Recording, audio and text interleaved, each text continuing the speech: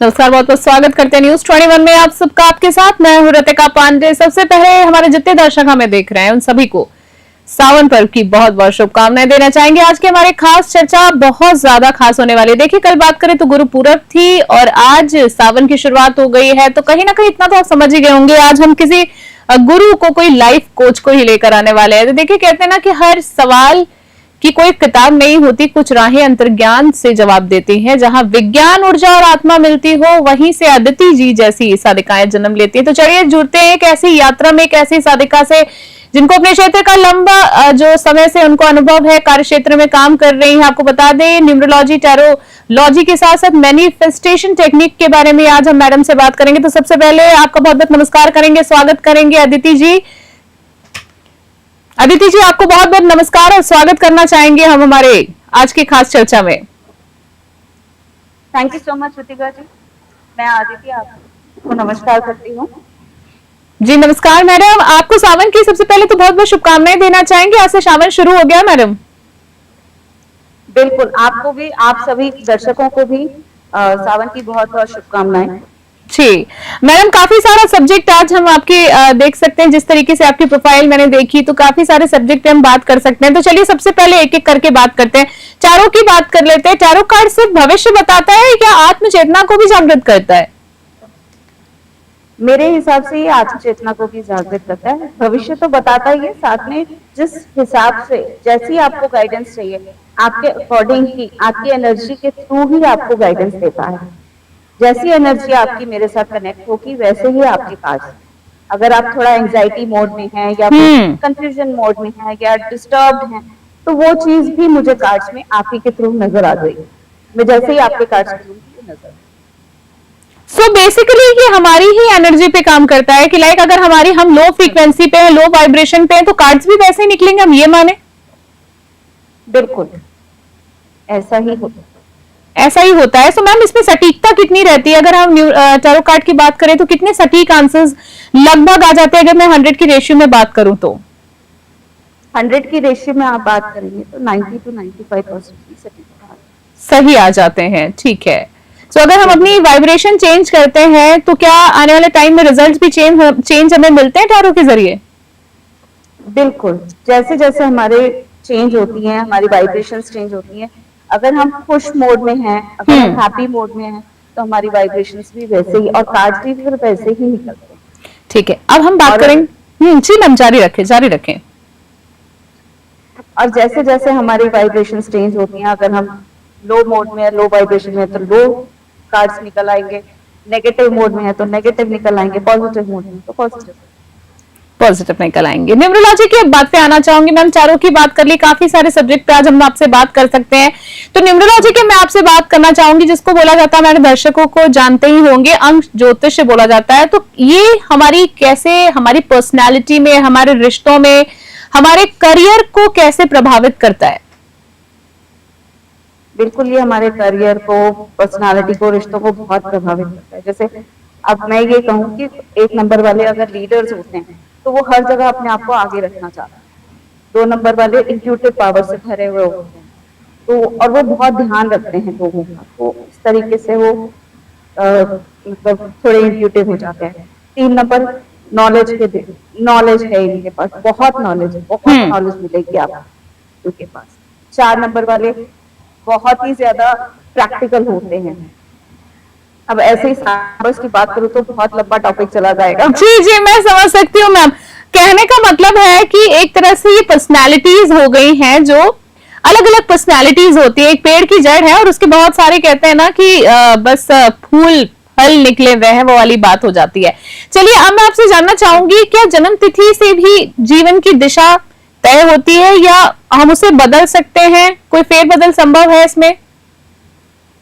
देखिए, जन्म तिथि तो बदल नहीं सकती, दिशा हाँ काफी कुछ पर्सनालिटी के ऊपर डिपेंड करता है। जो भी नंबर हमारा है, डेट ऑफ बर्थ है, उसके अकॉर्डिंग जो भी हमारा ड्राइवर या कंडक्टर आता है, उसके अकॉर्डिंग हमारी बहुत सारी जो आगे की लाइफ है वो उस पर डिपेंड भी करती है। और कई बार ऐसा होता है, देखिए ज्योतिष जो है, ज्योतिष का तो आता ही है, लेकिन ये जो है, ये सारी हमेशा डेट ऑफ बर्थ हमारे साथ चलती है। जी सिमिलर चलती है। तभी मेरा सवाल था कि जन्म तिथि जो हमारी निर्धारित है वो तो कभी बदल नहीं सकती, तो सिर्फ वही आपकी दिशा तय करती है, क्योंकि हम बात यहाँ पर न्यूमरोलॉजी और टारो कार्ड्स की कर रहे थे मैम, तभी मेरा आपसे ये सवाल था। जी, अब मैं बात करना चाहूंगी, आप हैंड राइटिंग एक्सपर्ट भी हैं, तो मैं आपसे जानना चाहूंगी किसी व्यक्ति के स्वभाव और मानसिक स्थिति को क्या पढ़ा जा सकता है और कैसे पढ़ा जा सकता है हैंड राइटिंग के जरिए? जिस भी तरीके से वो पर्सन लिखेगा चीजों को, जैसे ही वो अक्षर बनाता है, जैसे वो अल्फाबेट्स लिखता है, उसी के अकॉर्डिंग उसकी पर्सनालिटी भी डिफाइन हो जाती है। उसकी मेंटल थॉट्स जो हैं वो हमें उसी के थ्रू पता चल जाती हैं। कई बार बहुत हल्का लिखते हैं या डार्क लिखते हैं, इससे बहुत सारी चीजें रिवील होती हैं हमारे मेंटल थॉट्स जो है पर्सन के बारे में। लाइक अगर कोई हल्का, जैसे आपने बोला कि हल्का लिख रहे हैं या गाढ़ा लिख रहे हैं, लाइक डार्क लिख रहे हैं, तो अगर कोई राइटिंग में लाइक लाइटली वो लिख रहा है तो उसका मतलब क्या समझे हम मैम? कि वो फ्री रहना चाहता है वो पर्सन। और अगर हम ये कहते हैं कि वो बहुत ज्यादा पेपर को गड़ा के लिख रहा है, पेपर के ऊपर कुछ लोग बहुत पॉइंटेड करके लिखते हैं हैंड राइटिंग को, बहुत ही ज्यादा दबा के लिखते हैं पेपर के ऊपर, तो उससे दूसरी तरफ भी पेपर के छप जाता है, तो वो पर्सन एक अलग तरीके का पर्सन निकल आता है। वो बहुत एग्रेसिव टाइप का या वो बहुत डिप्रेशन में है, इस तरीके के पर्सन हो जाता है। ओके, अब किसी की मैम रनिंग राइटिंग होती है, लाइक बहुत स्लैंग लैंग्वेज में बात करते हैं, लिखते हैं लोग, मतलब बहुत ज्यादा खूबसूरत तरीके से सिस्टमैटिक वे में प्रॉपर जिसको हैंड राइटिंग बोलते हैं वैसे नहीं। अगर कोई जल्दी में लिख रहा है तो उसको क्या समझे, उसकी पर्सनैलिटी को क्या समझे? अगर कोई जल्दी में लिख रहा है तो उसका मतलब ये होता है कि वो उसको बहुत ही ज्यादा जल्दी है किसी चीज की, उसको बाहर निकलना है, कहीं ना कहीं निकलते जाना है। और कोई अगर आराम से कर रहा है काम तो वो पेशेंस वाला पर्सन, पेशेंस वाला, लाइक ये एक तरह से साइंस है जिस तरीके से हैंड राइटिंग में आप लोग चीजों को देखते हैं। काफी गहरा दिलचस्प सब्जेक्ट है। जो लोग इस टेक्निक को यूज करना चाहते हैं वो मैम के आप यूट्यूब चैनल और उनके पेज, उनके सोशल मीडिया पे भी जाके देख सकते हैं। मैम, अब एक कहीं ना कहीं ये मेरा बड़ा फेवरेट सब्जेक्ट है मैनिफेस्टेशन, तो अब मैं आपसे जानना चाहूंगी कि इच्छाओं को आकर्षित करना, क्या ये सिर्फ कल्पना है या इसके पीछे कोई साइंटिफिक सिचुएशन है, लॉजिक रीजन है, स्पिरिचुअलिटी है? ये चीजें पर्सनल लेवल पे थोड़ी बहुत मैं समझती हूँ, पर मैं चाहती हूँ हमारे दर्शकों को समझाएं। मुझे ऐसा लगता है कि जब हम किसी भी चीज के ऊपर, देखो यूनिवर्स तो है, यूनिवर्स के ऊपर अगर हम फेथ करना स्टार्ट कर देते हैं तो ये सारी फेथ की साइंस है कि आप जितना ज्यादा फेथ करोगे उतना ज्यादा आपकी मैनिफेस्टेशंस होती जाएंगी। जितना ज्यादा आप सोचोगे किसी भी चीज के बारे में वो चीजें, और आप बोल करके छोड़ दीजिए उसको। मैंने तो ये देखा है कि जितनी बार भी कोई पर्सन होता है, कोई बोल के छोड़ देता है चीज को कि मेरे ये काम करना है आगे जाकर, और उसके बाद वो चीज उसको कुछ टाइम के बाद आ ही जाती है उसके सामने, वो किसी भी तरीके से करने की, तो ये मैनिफेस्टेशन होती है। कई बार हम जर्नलिंग करते हैं। जर्नलिंग मतलब हम पेपर के ऊपर लिखते जाते हैं अपनी इच्छाओं को और उनको छोड़ देते हैं। पेपर पे लिख करके छोड़ दीजिए उसको, तो कुछ टाइम बाद आप देखोगे कि आप खुद ही उसको रियलाइज करोगे कि वो चीजें मेरे वापस मिलती गई। जैसे जैसे मैंने मैनिफेस्ट किया था वैसे वैसे वो मेरे पास आती गई। कोई व्यक्ति, ये हमारे दर्शकों के लिए सवाल करना चाहूंगी, अगर कोई व्यक्ति एक बेहतरीन नौकरी पाना चाहता है, मैनिफेस्टेशन टेक्निक कैसे इस्तेमाल करी जाती है, ये हमारे दर्शकों को अगर आप शॉर्ट में बता सकें। आप कहीं पर भी लिख के छोड़ दीजिए, या आप एक काम कीजिए, एक पेपर के ऊपर लिखना शुरू कर दीजिए। 369 की जो मैनिफेस्टेशन है वो मैंने बहुत बार देखी है कि मॉर्निंग में 3 टाइम्स लिखिए, आफ्टरनून में 6 टाइम्स लिखिए और इवनिंग में रात के टाइम पे 9 टाइम्स लिखिए। और इसको आप बना करके पेपर्स पे लिख करके छोड़ते रहिए कि मुझे बहुत अच्छी जॉब मिल रही है, मेरी जॉब बहुत अच्छी लग रही है, प्रेजेंट टेंस में मुझे इतनी सैलरी मिल रही है, ठीक है। और उसके बाद आप कुछ टाइम के बाद, अब जैसे सावन स्टार्ट हो गया, आज आप करके रख सकते हैं, और उसके बाद थोड़े टाइम बाद उसको 21 डेज के बाद आप जला करके ब्लो कर दीजिए यूनिवर्स में, तो you will get a new job. Okay, ये मैंने खुद भी एक्सपीरियंस किया है। खुद भी एक्सपीरियंस किया है। बहुत सारे मैनिफेस्टेशन टेक्निक्स होती है मैम, जैसे कि वाटर एफर्मेशन हो गई, जर्नलिंग हो गए, एफर्मेशंस हो गए, विजन बोर्ड हो गई। सबसे पावरफुल आप किसको मानती हैं कि अगर कोई मैनिफेस्टेशन टेक्निक इंस्टेंटली अगर किसी चीज को यूज करना चाहता है, किसी चीज के लिए लेट गो एक प्रोसेस आपने बताया, पर सबसे पावरफुल मैनिफेस्टेशन टूल कौन सा है? मुझे वाटर मैनिफेस्टेशन सबसे अच्छा लगता है। वाटर में एफर्मेशन। मैम हमारे दर्शकों को बताइए, Water बहुत सारे ऐसे लोग हैं जो हेल्थ प्रॉब्लम से गुजर रहे हैं, मैं बहुत करीब से मैं देखती हूँ चीजों को, और तो मैं चाहूंगी कि उनके लिए कुछ बताएं, क्योंकि मैंने जितना समझा है कि वाटर एफर्मेशन हेल्थ के लिए बहुत इफेक्टिव होता है। कैसे किया जाता है? बिल्कुल, आपको कुछ नहीं करना है, आपने एक ग्लास लेना है, ग्लास के अंदर आपको ग्लास में पानी भरना है।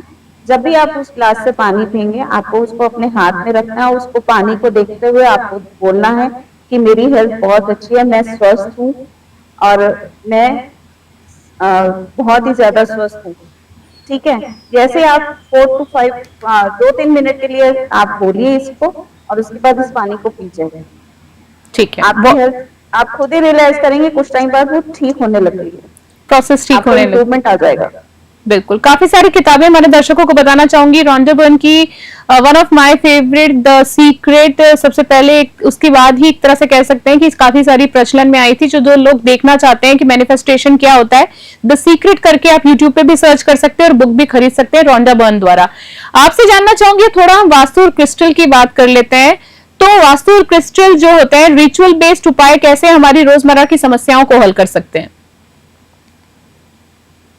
वास्तु के उपाय तो ये हैं, जैसे आपने कहीं पर भी कुछ जब वास्तु का उपाय अगर आपको करना है, तो जैसे आप नॉर्थ ईस्ट में दिया जलाते हैं, तो उससे भी हमारी नेगेटिविटी घर की खत्म होती है। ठीक है, आप अमावस के दिन या पूर्णमासी के दिन अगर आप चौमुख दिया गेट के ऊपर जलाते हैं, अपने मेन गेट के ऊपर, उससे भी हमारी नेगेटिविटी दूर होती है। इस तरीके के वास्तु उपाय हम कर सकते हैं, क्योंकि घर तो एक बार बनता है, बार बार बन नहीं सकता है। बिल्कुल बिल्कुल। ऑनलाइन और ऑफलाइन सेशन में सबसे ज्यादा पूछे जाने सवाल कौन से होते हैं आपसे? सबसे ज्यादा लोग क्या प्रॉब्लम शेयर करते हैं? बेसिकली अगर कहते हैं ना कि डॉक्टर के पास जाते हैं तो सबसे पहले कहते हैं कि भाई हमें बुखार और सर्दी जुकाम हो गया। आपके पास आते हैं तो क्या परेशानी लेकर आते हैं लोग? रिलेशनशिप्स और करियर की परेशानी ज्यादा आती है कि मेरा रिलेशनशिप इनके साथ कैसा है या आगे कैसा रहेगा। और करियर में तो सभी को रहती है, जैसे हमेशा एक न्यू फाइनेंशियल ग्रोथ के लिए ही लोग काम करते हैं, तो उसी के रिगार्डिंग क्वेश्चंस पूछे जाते हैं। आखिरी एक दो सवाल मैं आपसे जानना चाहूंगी, जो लोग बार बार जीवन में ब्लॉकेजेस, असफलता या मानसिक बेचैनी महसूस करते हैं, उनके लिए आप कौन कौन से 3 मुख्य उपाय सुझाती हैं? उनके लिए मैं सबसे ज्यादा ये कहूंगी कि उन लोगों को मेडिटेशन जरूर करना चाहिए। मेडिटेशन, जिनको भी एंजाइटी वगैरह होती है, और पॉजिटिव एफर्मेशंस बोलनी चाहिए हमेशा। उनको लिखें भी, एक डायरी बना लें जिसके अंदर आप ये जर्नलिंग कर लें सारे एफर्मेशंस की, कि मैं ऐसी हूँ, मैं खुश हूँ, मैं हैप्पी हूँ और मैं पॉजिटिव हूँ। इस तरीके की एफर्मेशंस जिसके अंदर पॉजिटिव वाइब्स आपको मिलती रहे, इस तरीके जी, ये सबसे बेस्ट है। और उस बुक को, वो जो डायरी या जर्नल आप बनाएंगे, उसको रेगुलरली पढ़ते रहे, जिससे हमारे सबकॉन्शियस माइंड में वो चीजें हम उसको सच मान लें।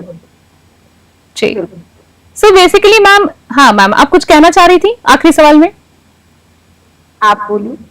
जी मैम, अब मैं बस आपसे यही जानना चाह रही थी, बेसिकली सारे जवाब आपने लगभग हमें दे ही दिए। कोई आखिरी मैसेज हमारी जनता को आप देना चाहें आज की चर्चा में? बस यही कि अपने आप को पॉजिटिव रखिए और कभी भी नेगेटिव होने का सोचिए भी मत। प्रॉब्लम्स आती हैं, नेगेटिव होते हैं, लेकिन उनको पॉजिटिव ही रहना। अपने सबकॉन्शियस माइंड में ये फिट कर दीजिए कि हम पॉजिटिव हैं, क्योंकि जितना हम नेगेटिव बनते जाते हैं, उतना ही हमारे साथ नेगेटिविटी गिरती जाती है और नेगेटिव चीजें होने लग जाती हैं। जो हम अंदर से होते हैं वही चीजें आकर्षित करते हैं, जैसा हम सोचते हैं वैसा बन जाते हैं। आपके कहने का सीधा सीधा अर्थ ये है। मैम, आज के सेशन के लिए आपको बहुत धन्यवाद देना चाहेंगे। मुझे बहुत अच्छा लगा आज आपसे बातचीत करके, क्योंकि काफी सारी पॉजिटिव बातें हुई हैं और उसमें मैंने जैसे पहले भी बोला, one of my favourite subject जो कह सकते हैं, मैनिफेस्टेशन, उसके बारे में बात हुई तो मेरा दिल ऐसे ही खुश हो गया आपसे बात करके। फिलहाल आपके लिए बहुत बहुत धन्यवाद और अब फिर किसी चर्चा में हम आपसे जल्दी मुलाकात करेंगे। हमारे साथ Aditi V Datta life coach हमारे साथ थी। तो देखिए, सवाल तो बहुत थे, जवाब भी कई मिले, पर सबसे बड़ी बात खुद से मिलने का मौका मिला। आभार अदिति वी दत्ता जी का, जिन्होंने हमें सिखाया कि ज्ञान केवल पढ़ा नहीं जाता बल्कि जिया जाता है। यही दुआ है कि ब्रह्मांड हर आत्मा को उसकी सही दिशा दिखाए। इसी शुभकामनाओं के साथ आज की खास चर्चा में फिलहाल के लिए इतना ही। अभी के लिए हमें विदा दें। ओम शांति, जय हिंद, जय भारत।